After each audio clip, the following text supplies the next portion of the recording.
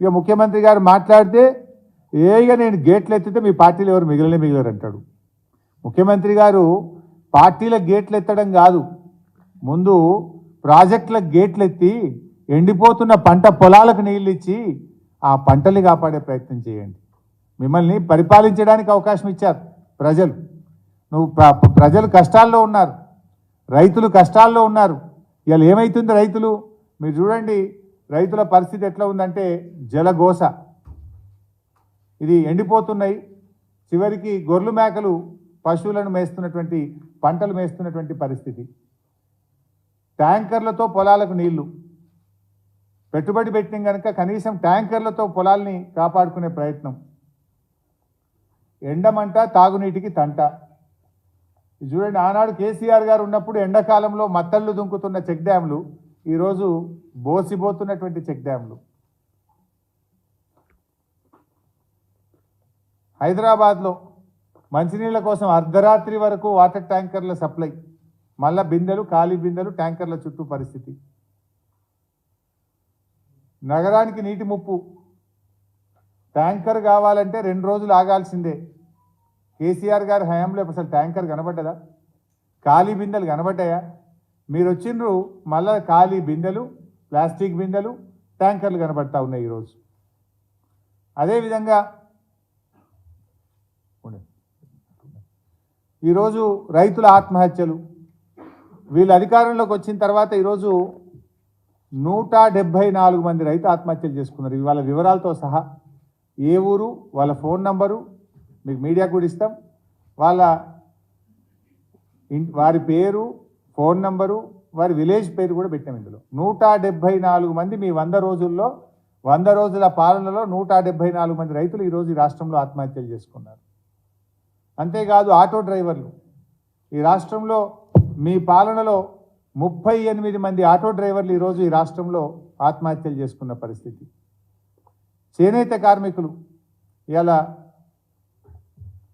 చేనేత కార్మికులు పని లేక పూట గడవక సిరిసిల్లలో నేతన్న బలవన్ మరణం. అంటే రైతు ఆత్మహత్యలు స్టార్ట్ అయినాయి, చేనేత కార్మికులు ఆత్మహత్యలు స్టార్ట్ అయినాయి, మా ఆటో డ్రైవర్లు ఆత్మహత్యలు చేసుకుంటున్నారు. ఆనాటి మళ్ళా పాత కాంగ్రెస్ పాలన, ఉమ్మడి రాష్ట్రంలో ఆనాడు కాంగ్రెస్ పాలనలో ఏ రకంగా అయితే రైతు ఆత్మహత్యలు, చేనేత కార్మికుల ఆత్మహత్యలు జరిగినాయో, మళ్ళీ ఈరోజు కాంగ్రెస్ వచ్చింది, కరువు వచ్చింది. కాంగ్రెస్ వచ్చింది, రైతు ఆత్మహత్యలు ప్రారంభమైనాయి. కాంగ్రెస్ పాలన వచ్చింది, నేత కార్మికుల బలవన్ మరణాలు ప్రారంభమైనాయి. ఇదా మీ పాలన?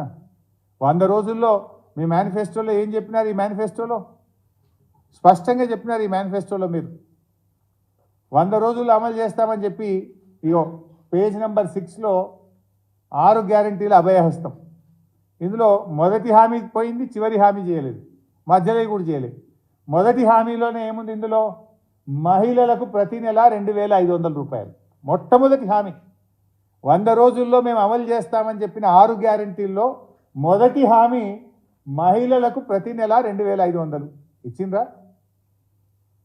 ఏ మొహం పెట్టుకుని రేపు పార్లమెంట్ ఎన్నికల్లో ఓట్లాడుతారు మీరు? ఇందులో చివరి హామీ ప్రతి నెల 4000 రూపాయలు ఆసరా పెన్షన్ అందిస్తాం.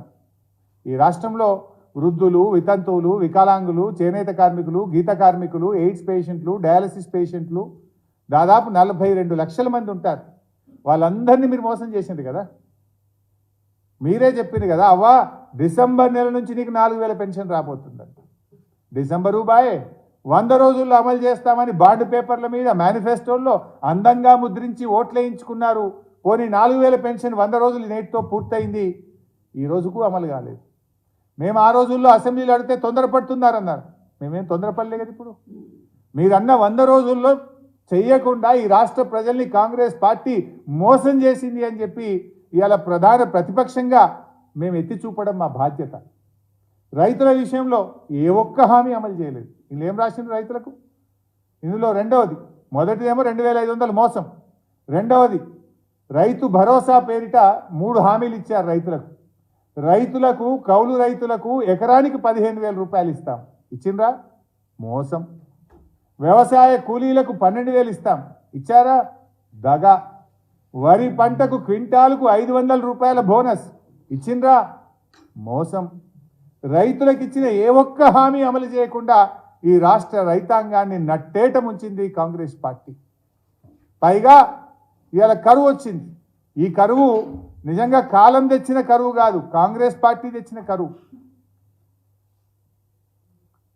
అంటే ఇవాళ మేనిఫెస్టోలో మీరు ఏవైతే చెప్పినరో ఏ ఒక్కటి కూడా అమలు చేయకుండా ఈ రాష్ట్ర ప్రజలను, ముఖ్యంగా ఈ రాష్ట్రంలో ముఖ్యమైన వాళ్ళు ఎవరు?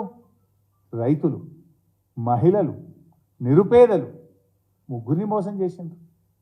రైతులకు ఇచ్చిన ఏ ఒక్క హామీ అమలు చేయలేదు, మహిళలకు ఇస్తామన్న 2500 ఇవ్వలేదు, నిరుపేదలు పెన్షన్ మీద బతికేటువంటి వృద్ధులు, వితంతువులు, వికలాంగులను కూడా మోసం చేశారు.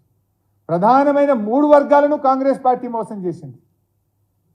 ప్రధానమైన హామీలన్నీ అమలు చేయకుండా బాండ్ పేపర్లు పంచి నోటరీలు రాసిచ్చి ఈ రాష్ట్ర ప్రజల్ని మోసం చేసిన కాంగ్రెస్ పార్టీకి తప్పకుండా రాష్ట్ర ప్రజలు గుణపాఠం చెప్తారు. రేవంత్ రెడ్డి గారు ఎక్కడో అన్నారు, నా పాలన చూసి 3 నెలల నా పాలన చూసి ఓటేయండి అన్నారు. ఎస్, తప్పకుండా మేము కూడా అదే కోరుతున్నాం. 100 రోజుల్లో అమలు చేస్తామన్న హామీలను అమలు చేయకుండా రేవంత్ రెడ్డి గారు, కాంగ్రెస్ ప్రభుత్వం మోసానికి రేపు పార్లమెంట్ ఎన్నికల్లో రాష్ట్ర ప్రజలు తీర్పునియాలని మేము కూడా కోరుతా ఉన్నాం. ఇవాళ మేనిఫెస్టోలో దయచేసి మీరు కూడా ప్రజల ముందు పెట్టండి, మీడియాను కూడా మేము కోరుతా ఉన్నాం. వైట్ పేపర్స్ ప్రజల ముందు పెట్టండి, let people take a decision. ఇలా మేనిఫెస్టోలో చాప్టర్ 1 పేజ్ నెంబర్ 5 ముఖ్యమంత్రి గారి కార్యాలయంలో ప్రతిరోజు ప్రజా దర్బార్ అమలైందా? మోసం.